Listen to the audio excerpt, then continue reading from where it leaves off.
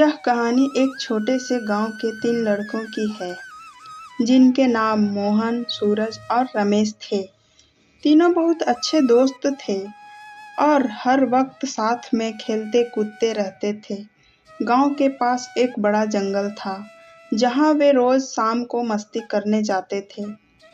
एक दिन तीनों दोस्तों ने सोचा कि क्यों ना आज जंगल के उस हिस्से में जाएं जहां उन्होंने कभी कदम नहीं रखा था।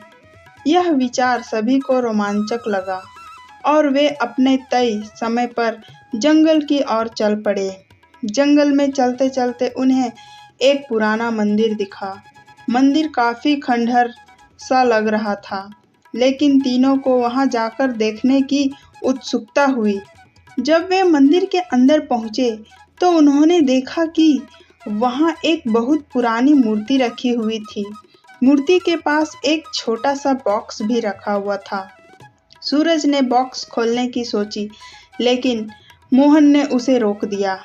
मोहन को डर था कि कहीं कुछ गलत ना हो जाए, लेकिन रमेश और सूरज ने उसे समझाया कि वे सिर्फ देख रहे हैं, कुछ गलत नहीं करेंगे।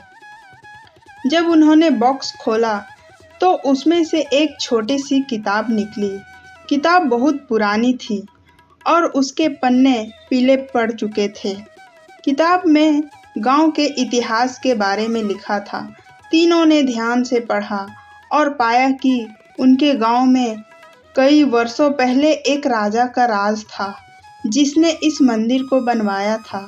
राजा ने गांव की रक्षा के लिए एक गुप्त खजाना भी मंदिर में छुपाया था। कहानी पढ़कर तीनों दोस्तों ने फैसला किया कि वे इस खजाने को खोजेंगे। अगले दिन से उन्होंने मंदिर के चारों ओर खुदाई शुरू की। कुछ दिन बाद उन्हें एक पुरानी संदूक मिली, जिसमें सोने और चांदी के सिक्के भरे हुए थे।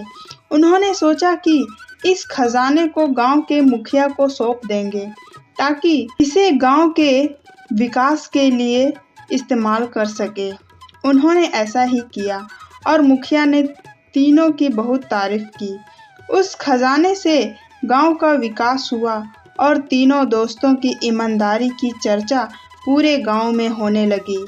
इस तरह तीनों दोस्तों ने अपनी बुद्धिमानी और साहस से गांव के लिए एक बड़ा काम किया। यह कहानी हमें सिखाती है कि सच्चाई, ईमानदारी और मेहनत से हमेशा अच्छे परिणाम मिलते हैं।